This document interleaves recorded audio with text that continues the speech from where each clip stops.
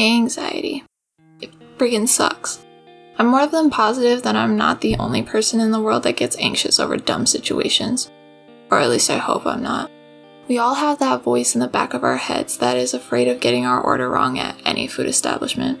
Or when you're at a family gathering and your parents force you to socialize with the family members you rarely ever see aside from the holidays.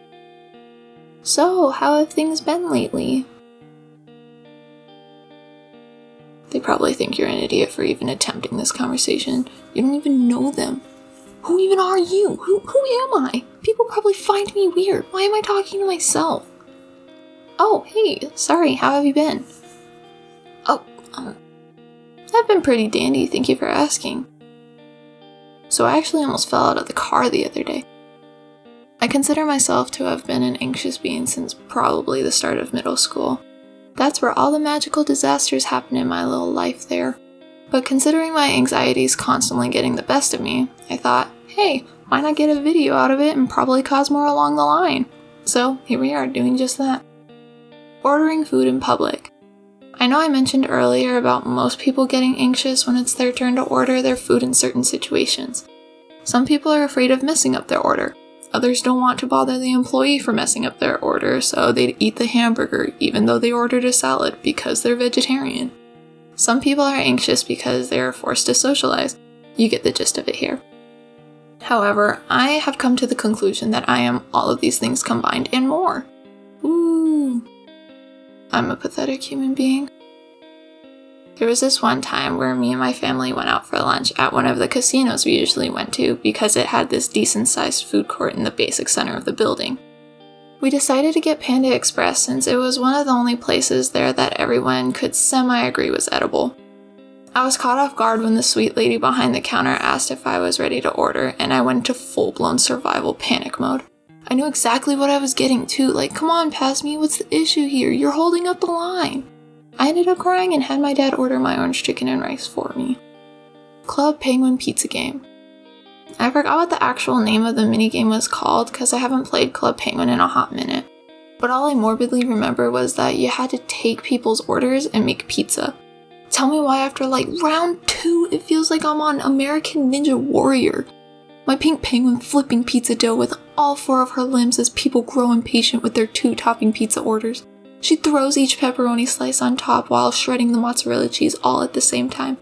However, it is too late. The customers grow so impatient that they leave me half a star review and leave me with a burnt pepperoni pizza with olives. I'm forced to eat it as my lunch meal since I can't afford groceries. Overall, I love this game and love dancing with new friends. I also wrecked my friend at this marble game we had played in this beanbag lounge, so like, psh, I showed them, you loser, yeah. So dumb. Papa's Freezeria. Quick side tangent since I'm on the topic of minigames. Do you guys remember those flash games of Papa's whatever where there were like 7 different food establishments you magically won a position to after winning this like raffle or something? I always played Papa's Freezeria with my best friend in elementary school, and my gosh, that was the hardest job I have ever experienced. People are so impatient and picky with their friggin' ice cream. Like, hold your horses. You're the one who asked for complicated toppings on vanilla ice cream, my guy. I always hated when the inspector or whatever they were called would show up and their name was like bolded in red. I always felt super intimidated by them and would forget every other customer existed so I could perfect the inspectors to the crisp. Cooking with oil. Greasing oil while on top of a fire has always been a slight fear of mine. Ever since I was little, my dad has made this dish called stir fry that I love so much. For those of you who don't know what stir fry is, I would describe it as this sort of noodle dish with veggies, meat, different kinds of oils, and spices added together in this big pot. One night when we were making the stir fry for dinner, my dad asked me if I could help him pour the noodles into the bowl that was next to the pot. I agreed to help because I felt included, and it was overall pretty hard to pour this big pot of noodles into the bowl without spilling everything. I used this wooden spatula to help get all the noodles out of the pot.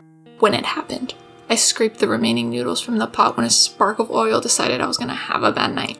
It just came from the pot and punched me in the eye so hard I felt like I was going to go blind. Little me began crying and panicking.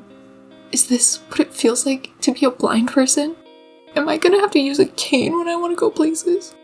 I'll never be able to see what I am drawing again. But then my mom just laid me on the couch and put eye drops in my eye. Yay!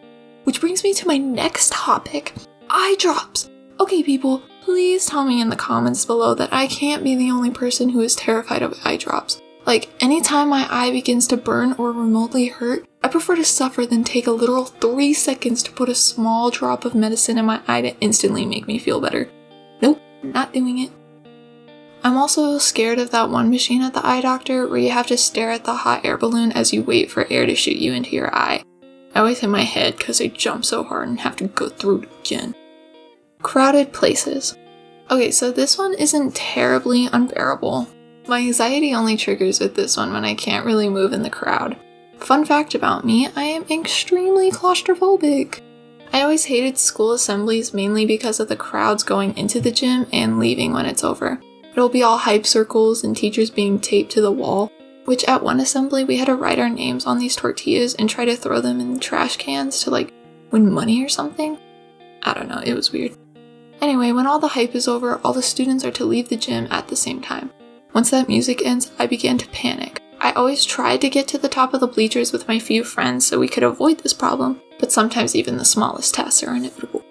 I hated being pushed into random strangers by other random strangers as I watch a sea of people take away my friends.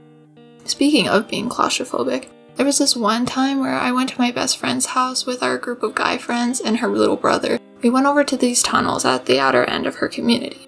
There was this small tunnel that the two boys wanted to go through, but the issue was that to get inside, you had to crawl on your arms and legs, and we couldn't see the end of it because it was pitch black and extremely far down. Not thinking like the dumb butt I am, I began crawling into the depths of hell, not realizing what I was getting myself into. About halfway down the tunnel, I began to realize where I was and started to panic. Shocker. Hyperventilating and scared out of my mind, my friends decided it would be smart to turn around. And so they helped me out by talking about putting me onto their skateboards and rolling me out of the tunnel, as I freak out at the thought of a demon entity dragging me back into the darkness. Gotta love the things my brain thinks of in these situations. So this was a fun first video to make. Now that you got to know me and this slight handful of my anxieties a bit more, I hope I didn't scare you too much and you'll continue to come back and watch more of my future videos. I'll probably continue to do story times and random videos that come to mind or whatever things you guys think I should make as well.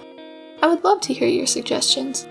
I have a list of things I want to do for future videos for my channel and I hope you guys find them at least semi-entertaining. Anywho, I am not sure how I should record a proper outro, but yeah. See you in the next one. Bye!